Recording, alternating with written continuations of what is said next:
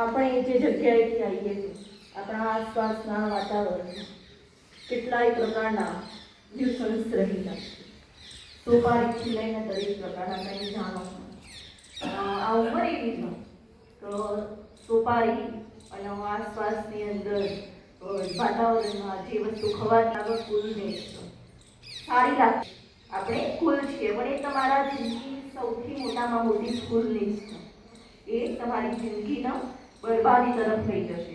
આપણી સ્કૂલમાંથી ઘણા લોકો ક્યાંક ક્યાંક એવી ભૂલ કરનારા લોકો છે તો ક્યાંક ભાગ છતાંય એ લોકો ખાય છે, રોકાતા નથી. ક્લાસ સચિન તેંડુલકર અને વિનોદ કાંબલીની વાત કરી, 9માં એ કરી હતી, 10માં એ કરી હતી. તો સાહેબ એમના સમયની અંદર સચિન તેંડુલકર જે ગોડ ઓફ ક્રિકેટ કહેવાય, હજુ પણ કહેવાય છે. એનું કરિયર 1991 પહેલા શરૂ થયું હોય પણ એનું કરિયર ચાલુ થયું એ વખતે જ વિનોદ કાંબલી એ શિવાજી પાર્કની અંદર પણ એનું કરિયર સાથે શરૂ થયું હતું. એમને શીખવાડનાર જે ગુરુ હતા એ પણ રમાકાંત આચરેકર હતા. બંનેના ગુરુ એક જ હતા. 1991 થી 2000 સુધી વિનોદ કાંબલીનું કરિયર ટોપ પર ચાલતું હતું. સચિન તેંડુલકર જેટલું જોરદાર રમતો હતો, એની સ્કિલ ખૂબ સરસ હતી, પણ એનો જે લોકપ્રિયતા હતી એનાથી અંજાઈ ગયું. એ આસપાસનું જે ન્યુસન્સના દેખાય છે સમાજમાં, એ ન્યુસન્સ તરફથી એટ્રેક્ટ થયો અને દરેક સમાજની અંદર ખરાબ ટેવો હોય છે, ખરાબ ટેવો એના લાઈફની અંદર બનાવી અને 2000 પછી એનું કરિયર એ ધીરે ધીરે નષ્ટ થવાની શરૂઆત થઈ. આજે 2024 ચાલી રહ્યું છે. વિનોદ કાંબલી 52 વર્ષનો વ્યક્તિ, સચિન તેંડુલકરના પણ 52 વર્ષ થયા. બંનેનું કરિયર સાથે ચાલુ થયું હતું. 2011ની અંદર સચિન તેંડુલકર ખૂબ જ પ્રસિદ્ધિ સાથે એનું કરિયર પૂરું થયું. છતાંય આજે ક્રિકેટની વાત આવે એટલે સચિન તેંડુલકરનું નામ આવે.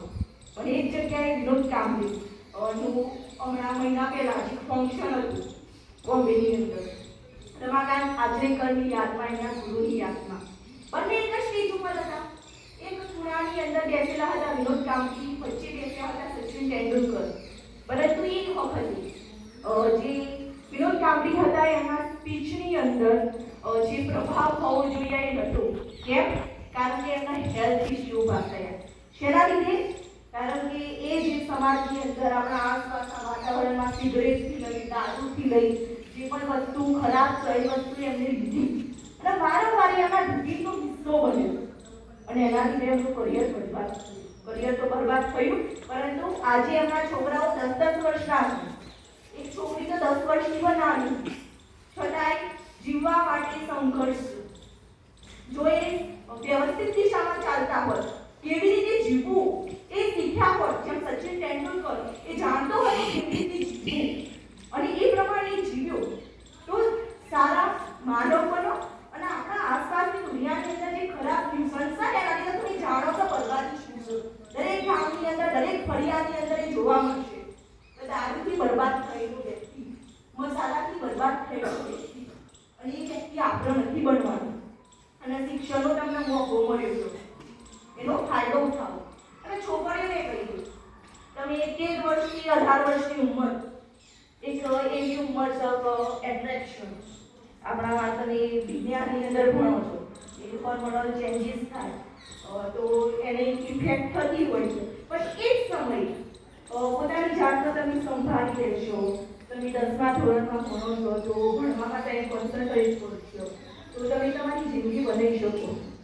કારણ કે એક તો ઉંમર પછી તો એક તો જવાબદાર વ્યક્તિ બનવું એ ખૂબ મહત્વનું. તો જીવતા શીખવાનું છે અને આપણા આસપાસની દુનિયામાં જે પણ ખરાબ વસ્તુ થઈ રહી છે એ વસ્તુ આપણી લાઈફમાં ના આવે એનું ધ્યાન આપણે રાખવાનું છે. આપણને ભગવાને બધા અંગ વ્યવસ્થિત આપ્યા છે. પેલા એ વાત કરી હતી ને, તો એ અંગ વ્યવસ્થિત આપણી જે કાર્યક્ષમતા, માણસનું સરેરાશ આયુષ્યકાળ 70 વર્ષ છે, તો એ 70 વર્ષની અંદર આપણા બધા અંગ વ્યવસ્થિત રહે એની જવાબદારી આપણી છે. 15 વર્ષના છો તો આસપાસની દુનિયાની અંદર જે પણ પ્રકારના સંસ્કૃત તમારી લાઈફમાં ના આવે એનું ધ્યાન રાખજો. ભણશો ને તો ચાલશે, પણ એક વખત ખરાબ આદત તમારા જિંદગીમાં આવી જશે ને તો એ તમને બરબાદ કરી દેશે. તો જરા સુધરી જજો.